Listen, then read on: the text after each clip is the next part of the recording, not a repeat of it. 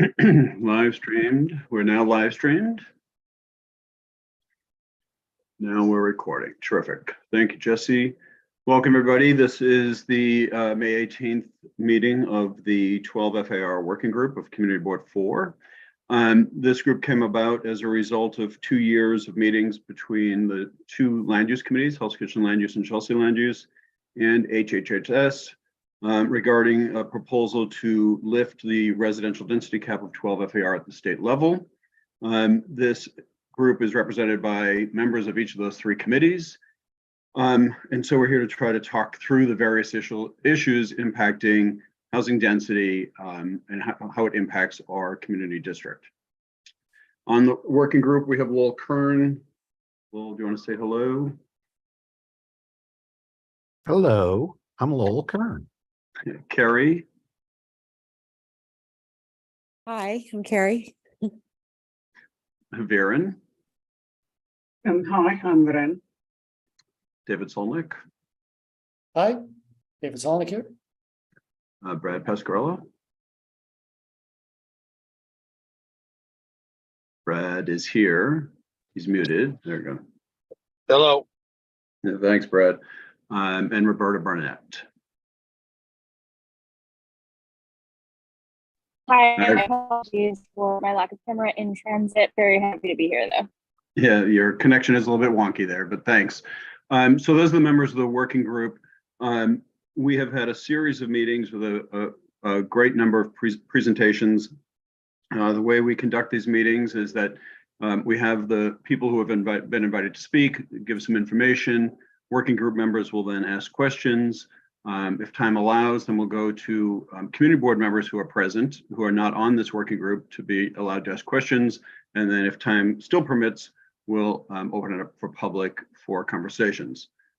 Past meetings have been a lot of different presentations. Last week was on specifically the commercial conversion of commercial space to residential and what is entailed there, what it would require, how we would get there, and whether or not high density conversion commercials would be favorable in our district. Today's discussion is specifically about sort of how do we integrate affordability with density. And so we have invited two people to come in two different groups to speak with us today. We have representatives from HPD. I see Nicole Simmons and Lucy Jeff. Do you want to just quickly introduce yourselves? Sure. Hello, I'm Nicole Simmons. I'm the Assistant Commissioner for Government Affairs, and I'm happy to be with you here today. I know you guys sent over some questions, and we worked a little bit with our colleagues at the department to put together some answers to try to help get to the bottom of what you're trying to understand. And Lucy, one of our policy experts, Assistant Commissioner here, is prepared to talk to you a lot more about that, and I'll pass it to Lucy. Hi, I'm Lucy Jaffe. I am the Assistant Commissioner for Housing Policy here at HPD. In that capacity, I oversee a policy development and special initiatives teams, our research and evaluation team, as well as our fair housing policy and investments teams, and the newly launched Center for Research on Housing, Opportunity, Mobility, and Equity. So looking forward to speaking to you all today. Great, thanks, Nicole and Lucy. And we also have with us today Kevin Lalazarian, who is a developer, builds market rate and affordable housing, has worked with us in this district. Many of you are familiar with Block 675. That's one of the Lalazarian developments. So Kevin, would you want to say hello to us? Hi all, nice to be here today. Been before the board several times on multiple projects in the district. We're actively building in New York and some other cities, and happy to have a conversation about this. Thanks, Kevin. So I'd like to kind of get underway, and the three major themes that we've been dealing with is the political constraints on building affordable housing, the economic constraints, and the political, economic, and physical constraints of building housing in New York and specifically in our district.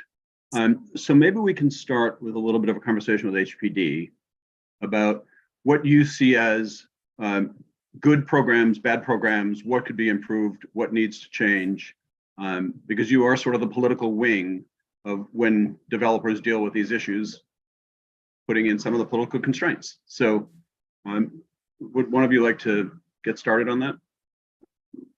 Sure. I may, if allowed, edit the question a little bit to say that I'm not sure that we would think of ourselves as the political wing. We would say that we are more the technical, wonky policy wing, especially when you're looking at sort of my side of the house here. But if we're talking about sort of your question in the context that you brought us here today, and thinking about FAR and having more affordability and things that we're trying to improve.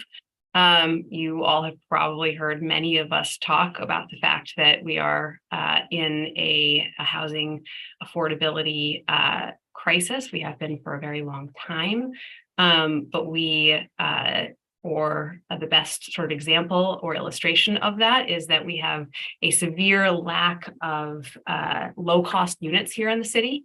So there's a less than 1% vacancy rate among units that are under $1,500 a month. And the extent and long-standing nature of the housing challenges that we're facing here in the city means that we really think that we need a wide range of tools to address those, to address that crisis, to ensure that we have safe, affordable housing for people to live in, that we can meet our fair housing goals. And so I'm borrowing a little bit from some of the questions that you sent over in advance, and I hope that's okay. Great. There was a question about streamlining. And certainly part of that, right, is the development process we all know can be sort of a long process.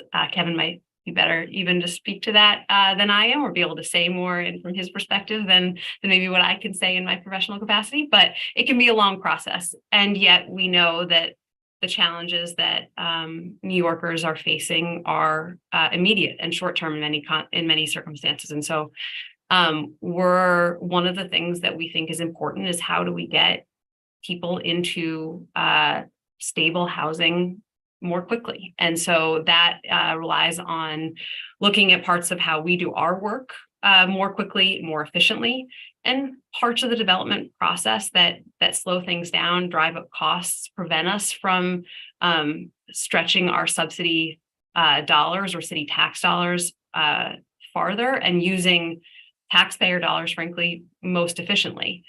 So that's been for us a range of as of right programs and discretionary or subsidy programs, as we'll sometimes call them.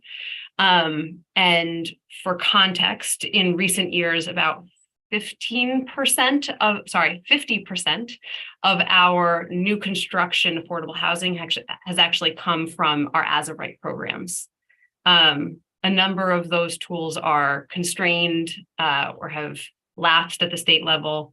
So there certainly are some concerns, and we're entering a particularly difficult development sort of housing environment in the sort of post-pandemic era for a wide range of reasons. And that's has to change the way we think about the nature of some of these tools. So that's all the ways that we think about sort of the programs, the very high level response to your question about the changes that we need, the tools that we need, the programs that we need. It's a little bit of a range of things. And we're concerned about really streamlining, but also concerned about some limits that there currently are on a lot of our best tools. So can I follow up a little bit on that with the tools that we use? Like, can we define some of those tools? Would you say a 421A tax abatement is a tool? Would you say MIH is a tool? When so how do you define tools? And then when you use the term as of right, are you saying that MIH is as of right, or is, when do you link that as an as of right? Because when I think of as of right, it's slightly different. So great question. And as a lawyer, I really appreciate the nuance here. So let's make sure that we're all really clear on what terms I'm using. So yes, we here will distinguish between programs. So I'm using the word tools, let's start with that, in the maybe non-technical sense, right? So all of those we think of as tools or ways of getting more housing, particularly rental and low cost and affordable housing. And then in terms of the as of right versus, or non-discretionary versus discretionary distinction that I referenced, when there are certain types of programs, MIH, mandatory inclusionary housing, voluntary inclusionary housing, the former 421A program were various as of right tax incentive programs where if once in effect, if you qualify, you get it, right? Versus in our subsidy programs or our discretionary programs, if you apply to us, you might be in a pipeline and not everyone necessarily gets it. We're working through sort of a list of a number of programs and there's not necessarily enough to go around, and it's not an automatic trigger in that way. There is discretion on behalf of the agency in that process. So to give some perspective to public members who are here that are in this district, right? We recently went through some pretty lengthy conversations with HPD. I'll use lengthy as a polite word on the MTA site and the DEP site. How would you describe that building of those affordable? I'll use the word complexes. So, is that discretionary, non-discretionary? A tool that was in the toolkit, in that framework of your answers? So in my role, am not typically involved in those negotiations. So what I would deduce, and I see Nicole just went off mute, right, is that what you're talking about is in the sort of like the ULURP or the sort of pre-approval time period were those negotiations? Is that what you're asking about? Do I consider those to be discretionary processes? Yes. So those, I don't know that I would consider we get at sort of what tools are, right? Tools would probably to me be like the end result. Once the agency, once everyone reaches an agreement and there's going to be something that moves forward, whatever program comes into play, right, or is taken advantage of, that's kind of how I'd refer to a tool. I said I wasn't really using it in a super technical sense, so I'm open to be debated on that. But those types of negotiations can result in either discretionary or non-discretionary actions, right? It just depends on the universe that we're talking about. But I think what's really critical about your question is that when there are certain land use actions, it triggers some of the city's really important review processes, like environmental review, like the uniform, like ULURP, as you were referring to. And in the context in which you guys, I know you're doing your work with the FAR cap, those things don't go away, right? The FAR cap is instead what we would say as a limit, a limit at the state level that actually isn't related to whatever those negotiations would ultimately result in. And it's in fact, I would say, limiting our ability, the constraints on those negotiations for whatever the city, community boards, electeds, New Yorkers would ultimately want to reach. So it doesn't actually, we could change the cap without changing the processes of having seeker, having ULURP negotiations.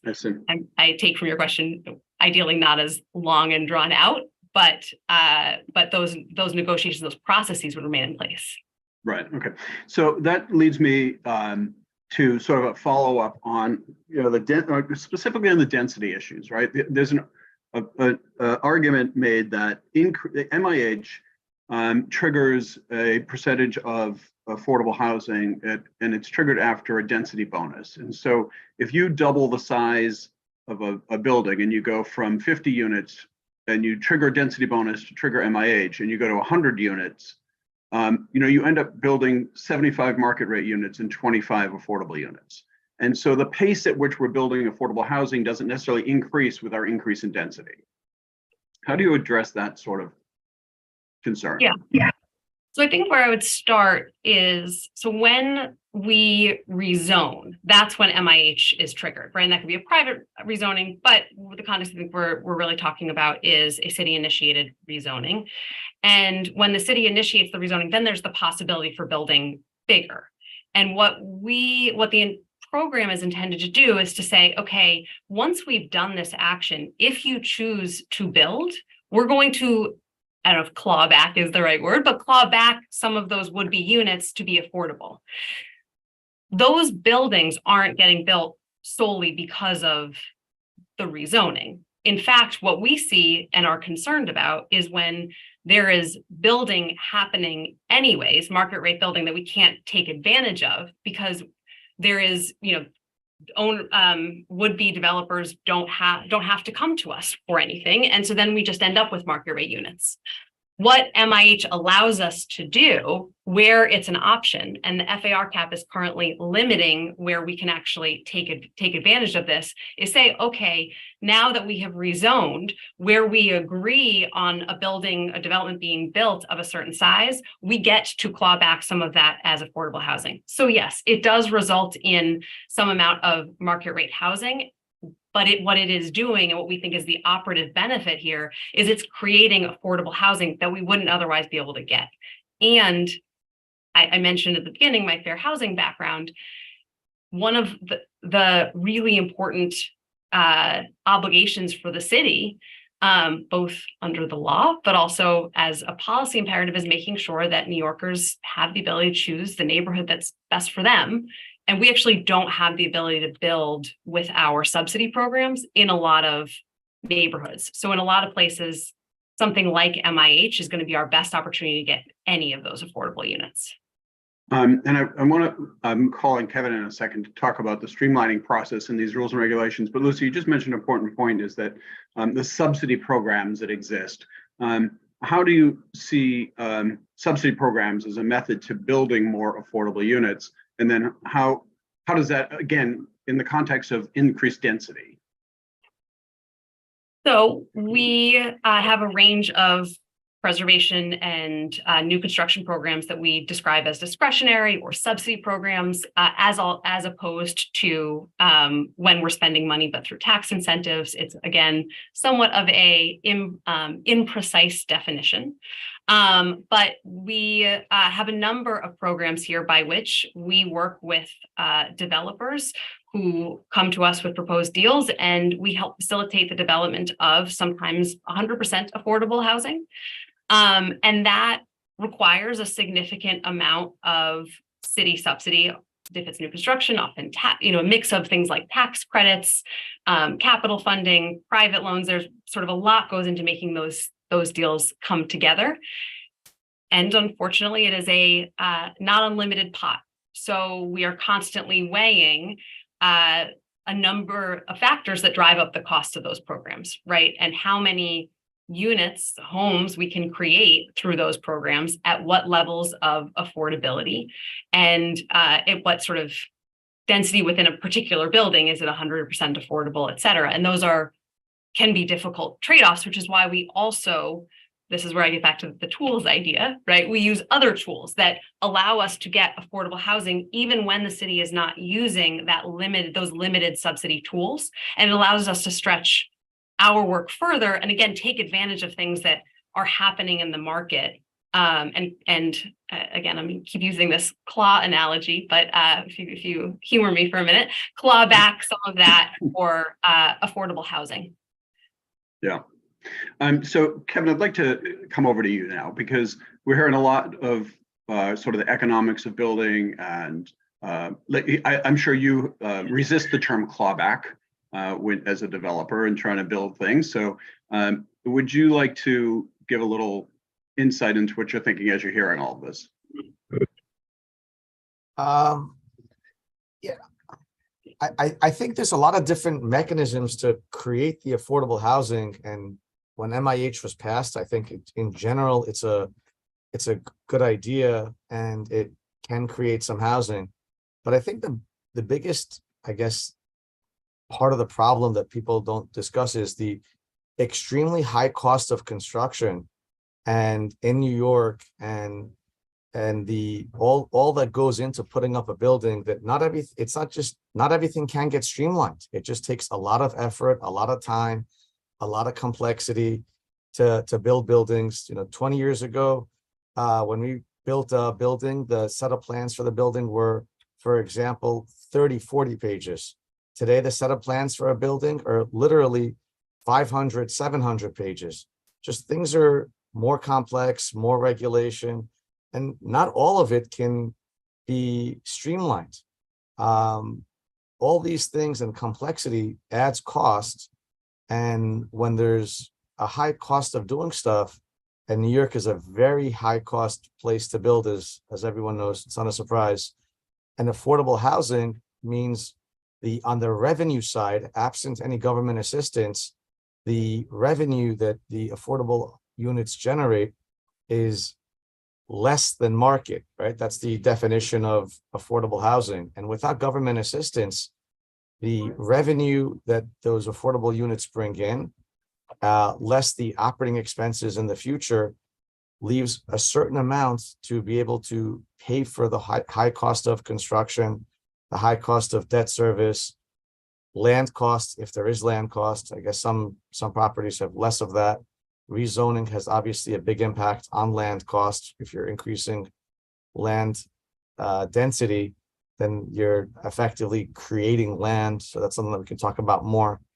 But there's all these different factors that go into making an affordable apartment possible.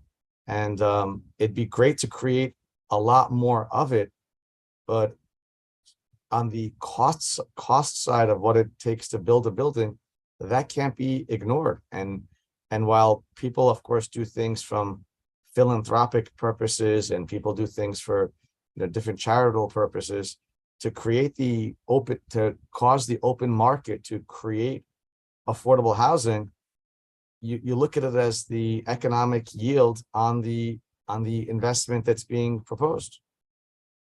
So could you maybe think of a framework in terms of percentages then? So if you were to build a housing complex and it was 100% market rate, and then you were to have to say, all right, I need to include affordable units in here. Are there sort of numbers that you use as guideposts, as guidelines, as you're going through either your construction analysis or your leasing analysis or anything like that, that you say, well, maybe we could do this percentage, we could do that percentage. If we got this much from the government, we could do this much more. Is there any guidelines that you use? There are, but it's not as simple as just what is the percentage of affordability, or what is the percentage of incentive, or what is the percentage of housing.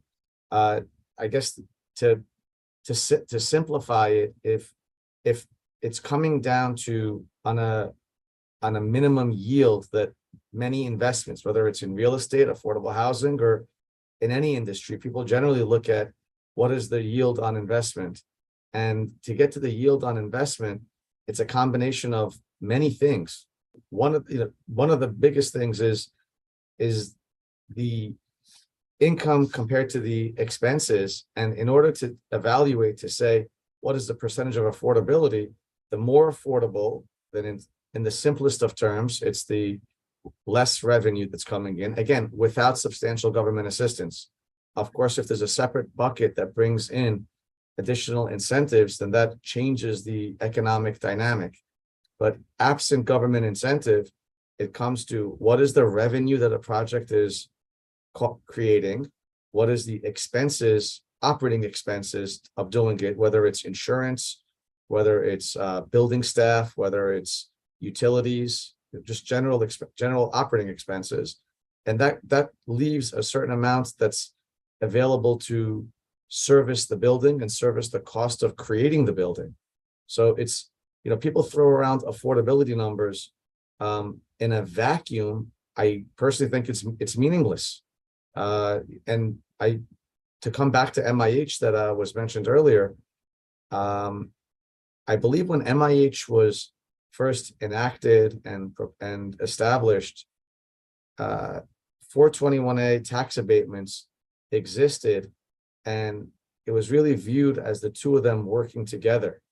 Whereas you could not do a rezoning and then do, for example, a for sale condo project, because that wouldn't create any affordable housing. So for those rezonings, the MIH would certainly create affordable housing.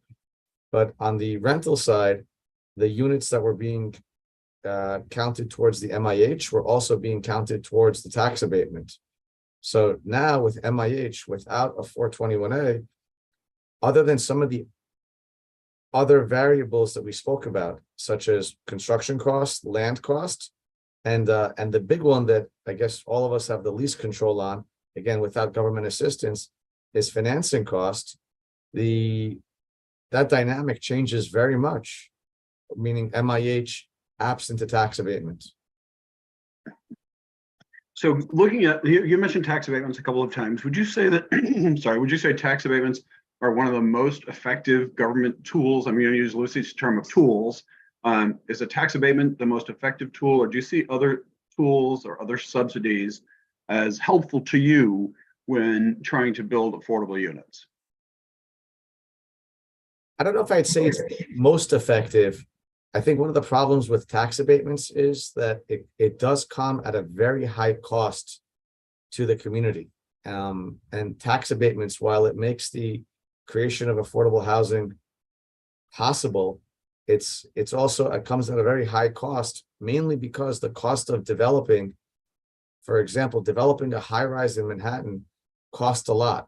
So if it costs, for example, $1 million an apartment to build one affordable unit in Manhattan, and the cost of that has to come from somewhere. So if it's coming from a tax incentive, then that's expensive. It's expensive to build an apartment that costs $1 million in a high-rise in Manhattan, and in order to pay for it through a tax abatement, it's no doubt it's expensive.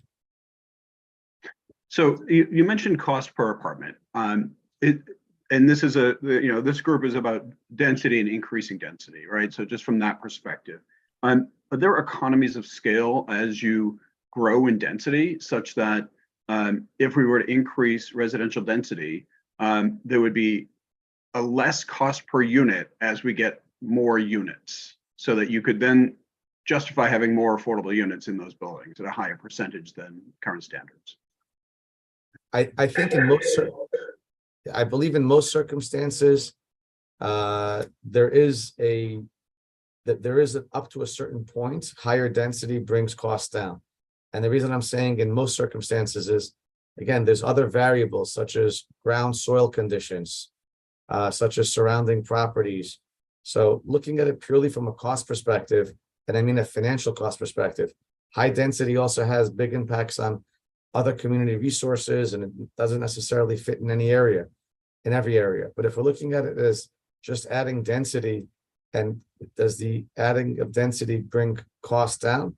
To a certain point, yes. I think if you were, saying by way of example, in most areas, taking out other variables such as I mentioned, surroundings and soils, if you're going from 10 stories to 30 stories, generally, yes, I'd say costs can come down.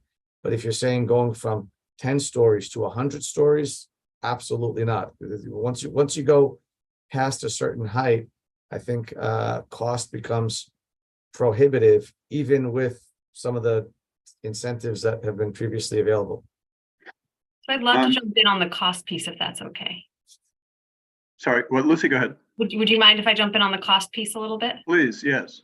Because we certainly at the city level, and I think I referenced it earlier, have concerns about costs, and a lot of our work is thinking about how we use the limited resources that we have most effectively and efficiently. I agree with a lot of what Kevin said. I think it's important to note that almost all affordable housing ends up having some sort of tax tools involved, because that is an important lever that we have to be able to pull, so that the affordable developments can sort of really be financially stable over time. We feel pretty strongly that some of the as of right tax programs are some of the most efficient uses of some of those limited resources, and have a lot of value as well. One of the things that I think is a really discussed aspect of the costs of construction. Totally agree. New York City is one of the most expensive markets to build in. I mentioned, I'm sure Kevin agrees, this is one of the more difficult times as well, with rising interest rates, rising costs of labor. There are a number of factors here. But so we're on the city side looking for ways that we can reduce time and streamline is where we started with, reduce costs that way. But I think we sort of would disagree or sort of have a different view of the significance of using of how cost effective using some of our tax tools can be when we're talking about in the context of saying that we need low cost and affordable housing. And that's something that certainly we all, there's a lot of discussion about ways in which our various iterations of these programs can be improved. And we have really tried to be engaged with New Yorkers in that conversation.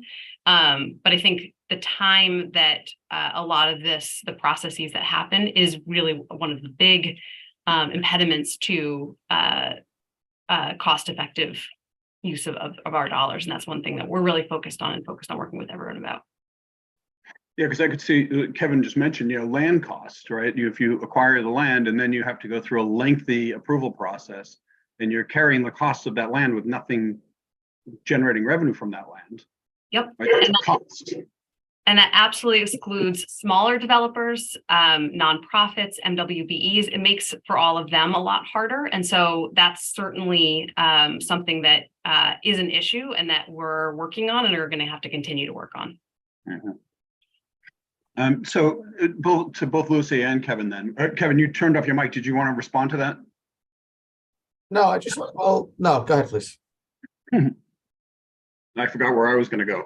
I think that, in terms of, Lucy mentioned smaller developers, and I think of some of these smaller ones as having more of 100% affordable versus, the bigger MIH buildings that have 25% affordable.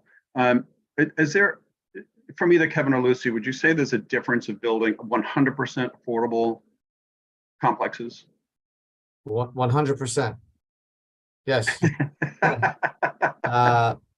There are differences, yes, because when we do a mixed income building where you have some affordable and some free market, the free market, because there's a range in rents that the free market can achieve, you often do different finishes, amenities, different things that add cost. And of course, when we do those in those buildings, we do the same level of finishes, amenities, design, architecture for all the units. So when you're doing 100% affordable project, the overall type of building is often different than a building that is, for example, 75-25. Because on the 75-25, you're doing the same for 100% of the apartments, which generally does cost more than if it was 100% affordable building. So, Carrie, I might call on you in a second to plug in on this. So Kevin, you must really not get along well with Community Board 4 when we insist on all finishes the same, disbursement of affordable units throughout the building. I get along very well because I do it. I think it's appropriate. I wasn't saying it's not appropriate. I was just saying it makes all the units, including the affordable units, cost more. We certainly do see the margins are very tight in affordable, so we see different choices made all the time. I will just add into that sometimes the unit sizes in the market rate buildings can be bigger, so we can be talking about sort of the difference in overall cost, but also per unit costs are really relevant. We tend to see sort of maximizing of the space in a different way. I also just wanted to quickly note that actually, surprisingly, in the old 421A program, we saw a ton of developers who were not the big players. A surprisingly large segment of that group is actually some of those smaller developers. So just wanted to note that because we found that in our research. Great, thanks. Carrie, did you want to jump into this? This was, I don't want to put you on the spot, but You're definitely putting me on the spot. That's all right, then you don't have to if you don't want to. Well, I mean, I have like some really basic questions, like, I guess, and I see that, a couple people have their hands raised, so I would, love to turn my time over to them. Well, I'm going to defer to working group members and community board members first, and then go to public. So I'm just wondering if there is, can you like identify a link between lifting the cap, or, as I think Paul likes to say, increase intensity to an increase in affordable housing, really basically? Because we seem to get conflicting opinions. Yeah, thank you for that question. So I mean, I think the first step is that the cap itself, lifting the cap, won't do anything, right? All it will do is return power to the city. Sometimes we call it internally home rule, right? The ability to make this decision ourselves. So where there's a circumstance where we actually would like to map to rezone, map at MIH, or where we say it makes sense to build more density, we'd have the ability to do it, which we just don't have right now. But it doesn't result in the automatic of anything. In terms of whether or not it would result in more affordability, we think that it would. It's not always quick, right? Particularly with these rezonings, they are processes, and then you start to see the fruits of the rezoning over time.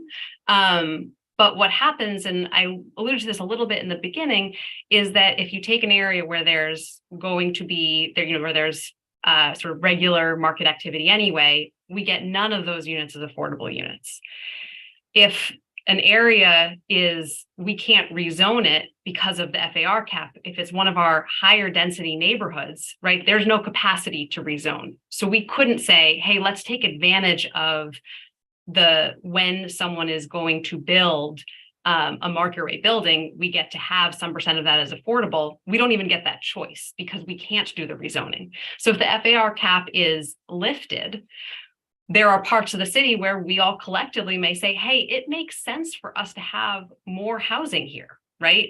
And then when there is, we get to take advantage of some of that as affordable housing. So the FAR cap in and of itself is not the trigger of more development, nor is it the trigger of the affordable development, but it is the stepping stone in this path to being able to get there.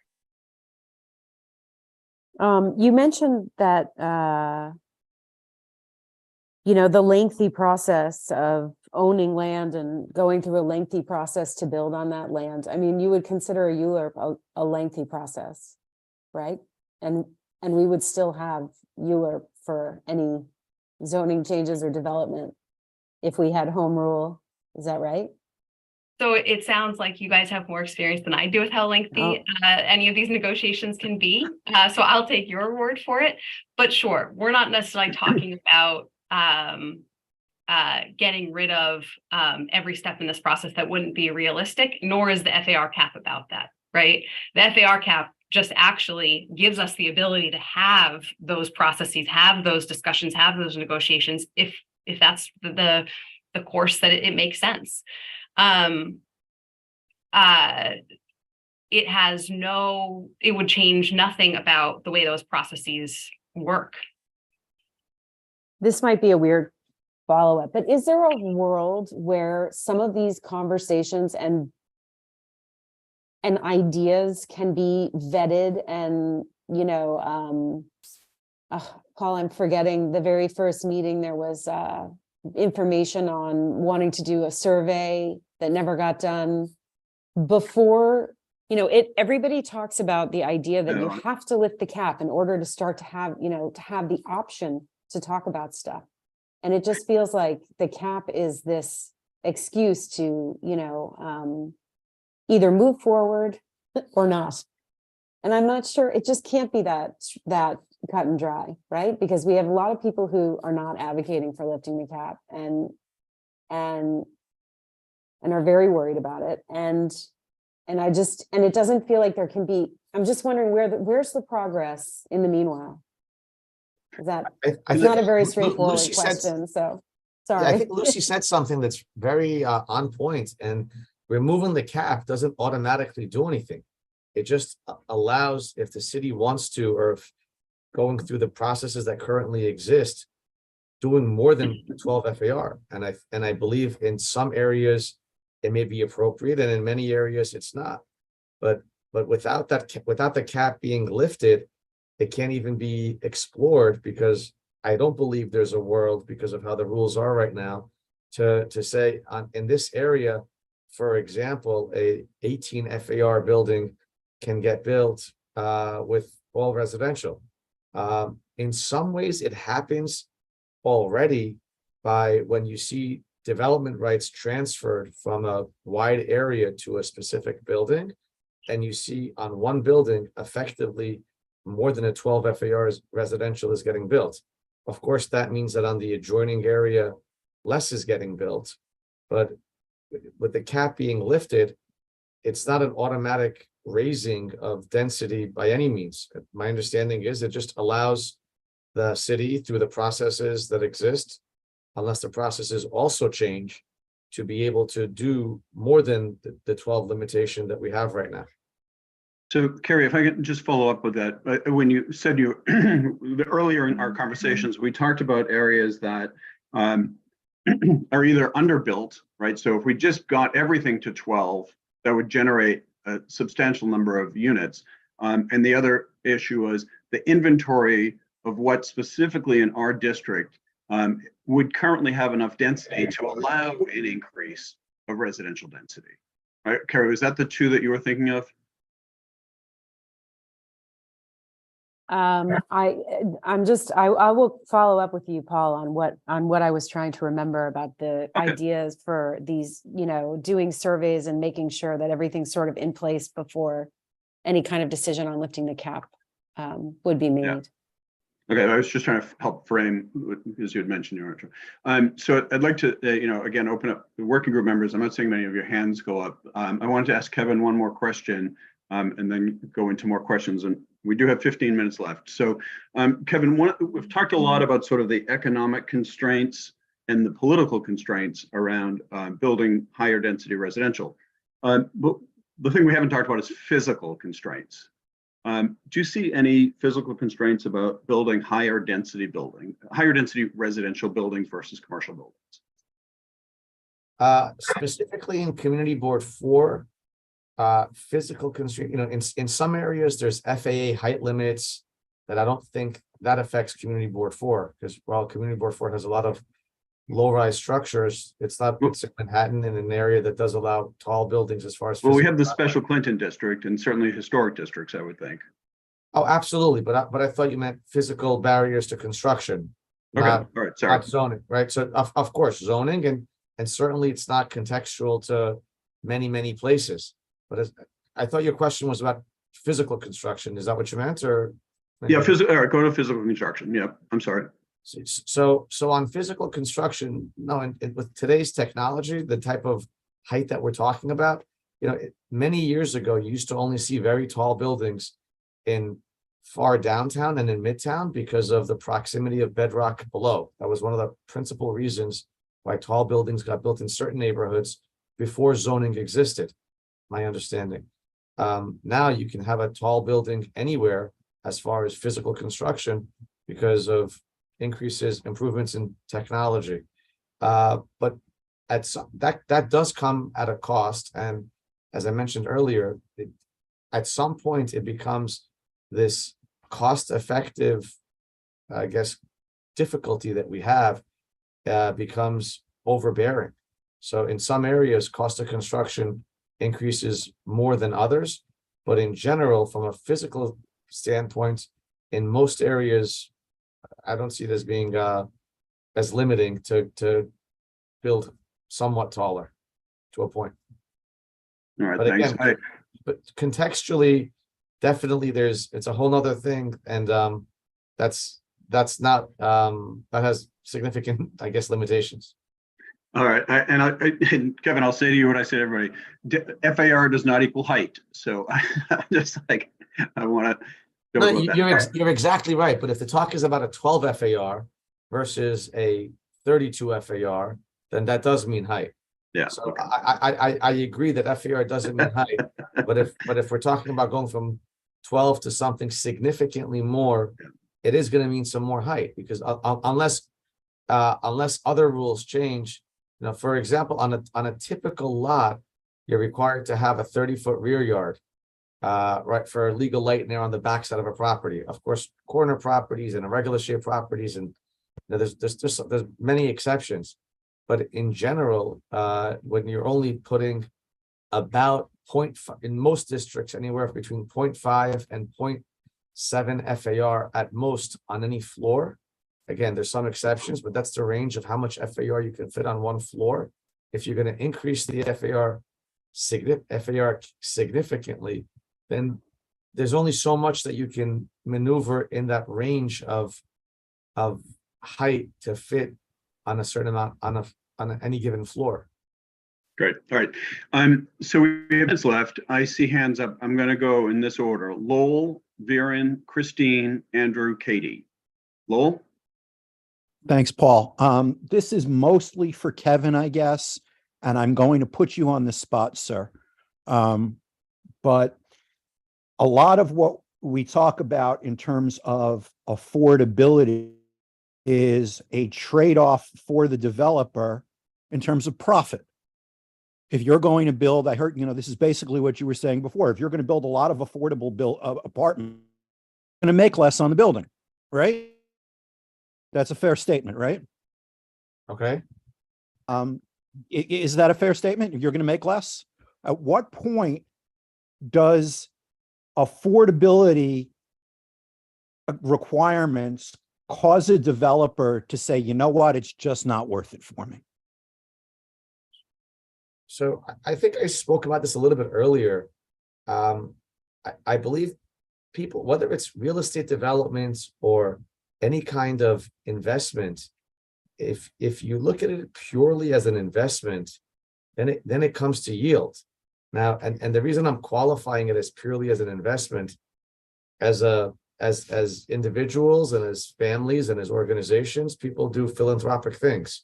But if you're looking at something purely as an investment, it comes to yield.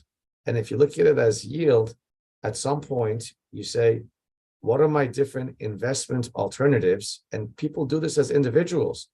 Do I want to buy this investment, or do I want to place my 401k in another investment? So to say at what point does it not make sense, I think you need to look at it like anytime there are investment alternatives. I'll sharpen my question then. At what point, what kind of yield would, what kind of yield would you be say, this doesn't make sense for me anymore? I mean, I understand yield. I understand it's about investment. We're in this business to make money, not trying to say that you should be completely philanthropic. But, I'm trying to figure out what kind of, if we're going to give you more floor, and it's not us to give, but if we're going to support, raising the cap, or eliminating the cap and allowing and encouraging the city to raise the cap, what can we hit you up for in terms of, more affordability that where it makes sense for you? That's what I'm looking. I don't know that there's an answer, but the trade-off is, at least from where I'm looking at it, and I know other members of this committee have indicated things like this. If we're going to support lifting the cap and then asking the city to raise, the cap, we're going to want something out of it. We want more affordable housing out of it. And, is there a break point where we can say to you, at this point, it doesn't make sense. You're asking for too much affordability. I'm not going to build. Because that's kind of what we've heard before, is that, it gets to a point, if we ask for 100% affordable housing, you may just say, screw it, I'm not building this building. Is there some kind of guidance you can give us from the developer point of view as to what, where that trade-off is? So I think the trade-off comes down to what's the overall yield and what are the overall other factors in any development, and they're not all the same. But to answer you more directly, I believe if you're increasing the cap, and then after that the FAR increases, then effectively you're creating land, you're creating the right to build. I believe when you're creating a right to build, that goes to my earlier comment that part of a development cost is the land cost. So by creating land effectively, by having a higher FAR, you could trade some of that land value that you've created towards more affordable housing. And the reason that makes a difference is that means that if a property owner owned a property that they can only build a 5 FAR on as a free market building and telling them to build 100% affordable, well, now they're going to have less revenue on the same size building. But now if you Right. tell them instead of 5, you can build 15, right? But it's the same piece of land. So on the new building, they have 10 FAR more, and on that 10 FAR more, since it's more land without presumably additional land costs, right? You could derive more affordable units out of that. So it's a function of if you can trade the land that was effectively created for a more affordable housing, I could see a direct relationship between the two of those. Otherwise, to just tell you that it's 20% or 50% or something in between is meaningless without knowing the other components of the project. But the concept of trading land for affordable units, I think that's where there's possibly some direct correlation. All right. So right now, So, what- hold on, Lowell, I'm sorry. We had 10 minutes for these questions. You've taken 6. So can I move on Yeah, to some okay. other questions? Kevin, thank All you very much. Paul, I'll give you your floor back. Thank you. Viren, and again, we now have 4 minutes left. So let's. Yeah, I have 2 quick questions. I think part of my question Kevin already answered. I'm just going to throw one more thing at Kevin in relation to the previous question. If the land were city-owned or state-owned, and if it were being given to a developer at a subsidized price, would that change the affordability equation, and how? And the same question for Lucy as well, but from HPD's point of view, what are the mechanisms that you have in place, particularly for the lands that are owned by the city or state, which may be given over as subsidized properties? Lucy, would you like to go first? Sure. I agree. We don't generally see affordable housing built without some kind of support from the city. That's just sort of not typical. And it's all these different inputs. Here I go using another non-technical term. So Paul's going to call me on it and ask me to define it. But right. And so that can be city subsidy in the form of discretionary programs. It can be tax incentives. It could be additional land in the way that Kevin's referring to that MIH creates, that lifting the FAR cap creates the space to potentially rezone for, right? And certainly when the city owns land or there's government owned land that can be part of the deal at a reduced cost, that is another form of subsidizing a deal. We don't have quite as much of it anymore as we once did, and that's really changed the nature of HPD's work. But where we have that limited land, it often goes through an RFP process, and we have a pipeline for that work. But it certainly does allow us a certain amount of creativity and flexibility because we have another sort of form coming into the deal, reducing some of the costs that helps us offset the cost of some of the other stuff that everyone wants. Did that answer your question?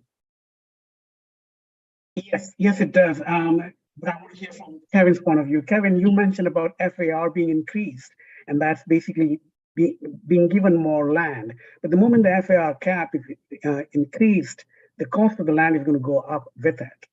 Wouldn't you agree with that?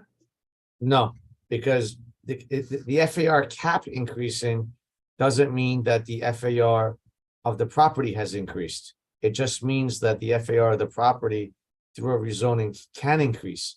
So just like right now, you have properties that are a 3.4 FAR, 5 FAR, 7.2, 10, 12. There are currently many districts that are less than and some far less than 12 FAR. So I guess maybe theoretically on the sites that are 12, on those sites, people could think it may increase, but I don't think the cap increasing is automatically akin to the FAR increasing. It allows the city to do it, and if the city does it, presumably there could be certain requirements to extract a certain amount of value from that additional potential, additional land. You good, Varen? Can I go to Good. I just Christine? had a counter question to it. Very quick question, Paul, if you allow me. Yeah.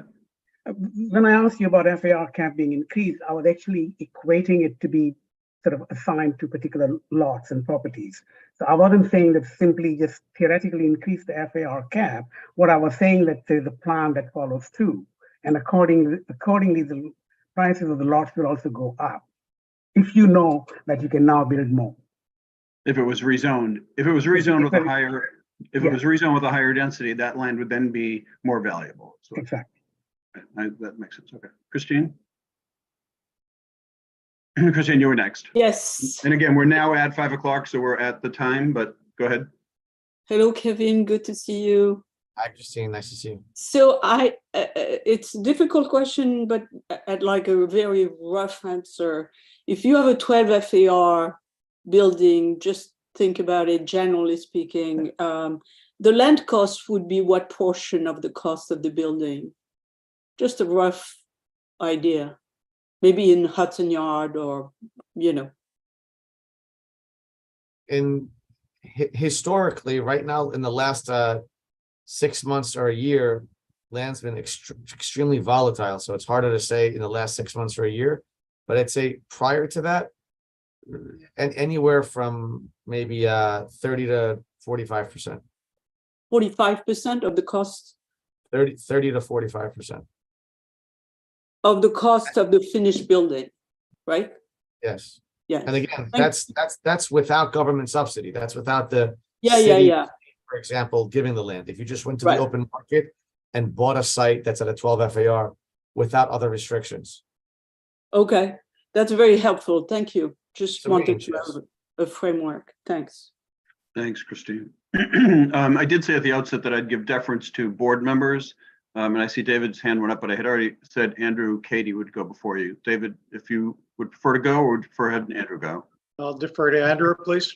All right, then I'll go Andrew, Katie, SS Sanford, and then I'll come to David last. And we are at the end of our scheduled time. So this is now considered overtime. So let's try to be as focused so we can get some of us back to work.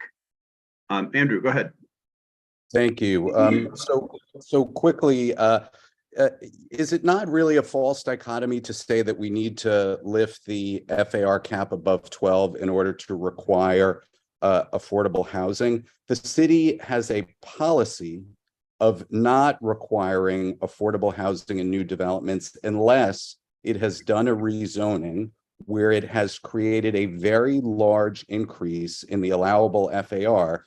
But in fact, it is within the city's power to rezone, to require the inclusion of affordable housing in new developments without changing the FAR at all, or with a very modest change in the FAR, which is what other municipalities and jurisdictions all across the country do, but New York City refuses to do. My second question is, I want to sort of second what Viren said, but elaborate on it a little bit. This idea that if you increase the allowable FAR, you're going to be adding value that's going to result in more affordable housing being able to build. What we see happening more often than not is people just sort of pocket that increase in value and then sell the property at the higher price because it can now produce more income producing development on it. Thirdly, while I agree that when you do increase FAR, and I want to hear if you disagree or have a different theory of this, when you increase FAR, it is in one sense like you're creating more land. On the other hand, vertical land requires expensive infrastructure to build into it. So it's not really the same as simply creating new land. It's creating land that has a great degree of expense attached to it in order to develop it. So the idea that simply increasing the allowable FAR sort of creates the ability, it creates financial incentive for building more out of thin air, I think is only telling half of the story. Thanks for that, Andrew. Lucy, I'm going to throw that to you. I saw you reacting, and you're the lawyer in the room. Yeah, well, so I'll start with the last question first, maybe not whether I presented a false dichotomy. So I'll start there with, does it actually create more land? Yeah, it does. There certainly are, and Kevin talked about the fact that there can be diminishing returns. We're all familiar with that concept. So I don't think anyone here or anyone who supports lifting the FAR cap is saying, like, I think we should build any size building anywhere all the time. What we are doing is we're creating the space for the discussions around whether there should be more FAR to build. And Kevin also talked about, and I would agree, that there are certain economies of scale. And the FAR cap actually came around in the 1960s. So we have buildings across the city that were built almost a century ago that are, very high FARs, and they were able to do that with that technology that has only improved. So sure, there are going to be limits on anything. But we feel pretty strongly that the FAR cap is not the thing that is maximizing the usability of the land, the return for the city, the return for New Yorkers, the affordability we can possibly get. It's actually just creating an unnecessary obstacle. And we have plenty of other processes in place that we can rely on to ensure that when we build, we're going to build the right size building and not one that's doesn't have the right economies of scale. Thanks, Lucy. I just want to, Paul, can I just comment on that? Because something that I think is very local to Community Board 4, if I may for a minute. Yeah, of course. I think we've seen in Community Board 4 that there are certain areas that the zoning allows for a higher FAR to get built if on-site inclusionary is included. And while I'm a rental builder, I've never built a condo, but I think we've all seen in many circumstances that this building that's built is not built to the maximum FAR. I'm not even talking about 12. I'm talking about much lower limits that current zoning provides. And people choose not to build the full potential of the land, if you will, and build the smaller FAR and not create any affordable housing. And I think that's an example that shows that the market dynamics show that just because there's more FAR, if there are restrictions on the use of that FAR, the restrictions may be to a point that certain people believe the yield is better to build a smaller building and not build that full potential. I think the reason that's relevant is it shows us that not all increases in floor area are necessarily going to relate to a higher land value, because if there are certain restrictions that come with it that I guess, to use a term that was said earlier, claws back certain rights on the property for affordable housing. We've already seen it. It doesn't always get done. People, as you know, build less than the max and don't build the inclusionary at times for that reason. Thanks, Kevin. Appreciate that. Katie Savage, I see your hand next. Hi, thank you. I think like what Kevin just said, we currently have buildings that are not building to their max FAR because there's no yield for that. There's no benefit to the developer for doing that. So I still don't understand the purpose of pushing on this 12 FAR cap removal if there's no guarantee. And it sounds like even financially, it's not going to necessarily lead to more affordable housing. Like, we have the affordable housing plan that was developed, that is like the shining star of CB4, that was developed long before this 12 FAR cap thing. And I also don't understand how, when these meetings started in April, we had supposedly been discussing this for a year and a half. Now, suddenly in a month, we've been discussing it for 2 years. I don't understand how this timeline keeps switching, but it just feels that this is the new shiny thing that the powers that be want to push, and all the other work that's been done to identify areas that can right now, with certain zoning amendments that the city can do, can be used for affordable housing, are being dropped. That's what I just don't understand. Why do we do all that work if now we're going to drop it for something else? Thank you, Katie. Appreciate your insight. I saw Sanford's hand next, and then David and Christine's hand went back. Christine, is your hand back up or no? Okay, Sanford and then David Holoka, and then we're going to wrap this up. I appreciate everyone's time so far. Hi, I'm just curious, maybe this is a little bit different from what we've talked about the cost of like physically building a building, but the subject of this is economics of housing construction and affordable housing construction. So I am curious, I guess I'd like to hear from both of our speakers about if the FAR cap were lifted and then the city upzoned multiple neighborhoods or parts of neighborhoods to allow for substantially above 12 FAR, presumably there would be a high level of creation of both market rate and affordable units. And I'm just curious, like, I think one neighborhood as an individual neighborhood does not have the power, obviously, to impact the citywide housing stock. Like, even if Hudson Yards were built to FAR 50, like that would not meaningfully necessarily impact the whole of Manhattan's housing stock. But I'm curious if the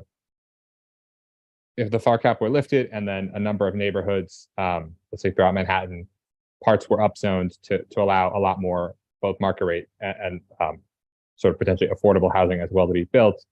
What impact would that have on the price of market rate housing, and would it have the effect of causing some existing market rate housing that was sort of on the cheaper end to fall into a price range that would now be considered affordable?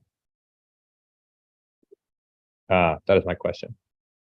So thank you for that question. I think this is responsive to what you said, and what I hear from some other people is it would obviously be better if I could show up today and say, there's one way, here are the guarantees, right?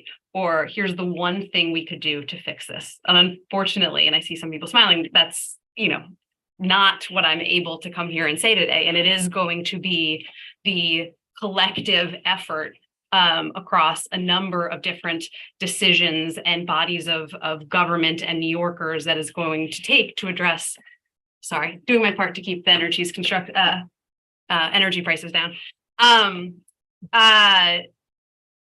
All of these, a number of, and that's why I get into this habit of using the word tools, right? Because you referred to different things we're going to have to do to address challenges in different neighborhoods. And yeah, unfortunately, I agree with you. It is going to be a lot of these small changes. And the good news is that each one of them in and of themselves is not the changing, entire neighborhoods, entire boroughs, entire blocks even. They are small sort of changes that we can make that collectively allow us to get to the place where I hear from so many of you, wanting more affordable and low cost housing. And yeah, that's sort of what we're talking about here. And yes, when I probably said it at the beginning, I say it whenever I talk publicly, we need more housing, especially rental housing and low cost and affordable housing in particular. My research team leads the investigation associated along with the Census Bureau of the New York City Housing and Vacancy Survey. So we look at what's going on in very deep detail at various levels of the housing market. And on any given day, the major problem in our housing market is there are too few units that are available for someone to move to. So if someone has to move, there are so few options, and that is especially and most egregiously true at our low cost units. So the idea of building more housing is in part to bring overall the costs down and to relieve some of what we've had for so long in our housing market, which is such high pressure, right? And such little slack, such that on a given day when someone needs to move, right, it drives up prices because there's just not, right, it's sort of a little bit of the supply and demand. That being said, right, we're also not focused on just building any housing because there's some housing that is, more bang for our buck than others. And so we talk a lot about, and you said, does it create affordable housing? And I make this distinction when I talk between affordable housing, which when we use, and this gets sort of back to actually being technical here, when there's a regulatory agreement, when we're controlling for the sort of cost of the rent of the unit over time, as well as who can live there, through a mechanism, a legal mechanism like a regulatory agreement, versus low cost housing, which just refers to sort of the cost in of itself and may not be actually government subsidized or restricted in that way. And the goal certainly is to create more low cost housing however we can. And that includes by building more, by reducing some of the processes to the extent that they're not necessary to give us more of that flexibility, as well as getting as much affordable housing as we can. Great, thanks, Lucy. That was great. David, I'm going to call on you last. And again, let's bear in mind these people have been here for more than the time they've given us. So let's focus. Awesome, go. Okay, yeah, I recently had to go for a routine medical test at a Mount Sinai clinic on Jackson Avenue in Long Island City. It's a neighborhood I used to work in. I hadn't been there in close to a decade, and I was just gobsmacked. You know, it was like a new city had grown up with businesses that were employing people, you know, desirable looking housing, a brand new bookstore, lots of interesting restaurants. I ended up spending the afternoon there just because it had become an interesting place to be. And it occurs to me that New York is surrounded by areas that have mass transit that could be similarly developed. And Lucy, I mean, you're citywide, and half of the name of your department is preservation. And, you know, here in Chelsea and Hell's Kitchen, I think anything new that's going to be built is going to be, when you talk about market rate, you're really talking about super luxury because of the prices that can be demanded. And we might get a slight affordable component, but they're raising the FAR to 12, I think, also puts a target on the backs of existing buildings that have lower FARs and contain a lot of affordable housing now. And I do understand that lifting the cap doesn't automatically change the zoning, but it introduces that potential. And I'm very concerned that we have much more to lose here in Chelsea than we do to gain. And that if we give developers more incentive to build very tall and very luxurious here, it takes away their incentive to develop areas like Long Island City, where the land is cheaper and it makes more sense to build affordable housing. And maybe Kevin, you can weigh in on that. And by developing in other parts of the city more housing that's closer to where the market rate is closer to being affordable, it takes some of the pressure off of our district and could perhaps end up lowering prices. I know this is kind of a long philosophical question, but I'd appreciate your input. So, yeah, a number of great points. This, and I know I'm here today talking to you all as a community board, but certainly when we talk about needing to lift the FAR cap, it's not specific to Chelsea, right? There are, this is a constraint in a number of high density neighborhoods or high density parts of neighborhoods. And it, as it currently is, doesn't allow us that flexibility to say, hey, here's what Chelsea needs. Hey, here's what this neighborhood needs. This is what Long Island City needs. So I would say sort of that's the starting point. And we have, as we referred to, various processes in place, which then would allow the city, community boards, borough presidents, elected officials, everyone to New Yorkers, everyone to come to the table to figure out, is this the right place for that additional density now that it's actually a tool we have in our toolkit. We often get asked why, whether it's from a resource perspective or any number of questions, why build in higher cost neighborhoods when your dollars might go farther in other neighborhoods?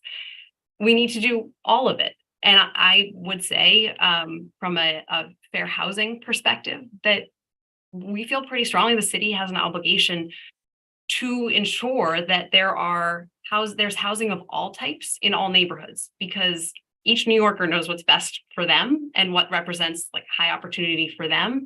And our job as the city, both from, I think, a policy position, but also legally, is to make sure that people can make that choice. And that's a choice that has not been open for decades for, a number of reasons that I don't have to go into now. So we really, when we think about our obligation, it is in that history and with that in mind, right? And so some people absolutely will walk into Long Island City and say, this is the place for me. Long Island City is actually getting quite expensive. We consider that to be one of our high cost neighborhoods at this point. Some people think Crown Heights, Bed-Stuy, East New York, this is where I want to stay. And they have a whole range of policy priorities for what we need to do there. And the city has to be able to do all of that. And so we need, going back to the tools analogy, we need to be able to use those tools. We need to use them strategically. We need to use them effectively. We need to use them efficiently. But we don't think that we could take any of them off the table or say that we're just going to build in the neighborhoods where we've always built. Thanks, Lucy. Kevin, do you have any wrap-up comments you want to make? And then we'll call it a day. No, thank you for having me, and nice to spend some time with you guys. Kevin, it's been great. Thank you so much for your time and generosity. Lucy and Nicole, again, thank you very much. I think you gave us a lot of great information today and very insightful as we move forward. So with that, thank you. To the working group members. I'm going to sign off now. Thank you, guys. Good night. Yes, thanks, Kevin.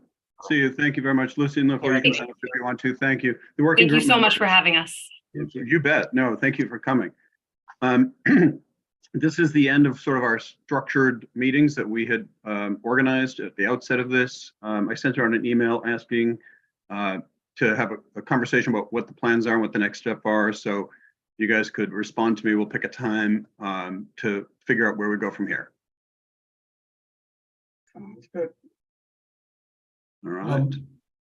Jesse, go ahead. So I have to go. Yeah, no, I think we're done unless. Oh, okay. I think unless Thanks, any working group everyone. members have anything to add right away. Great.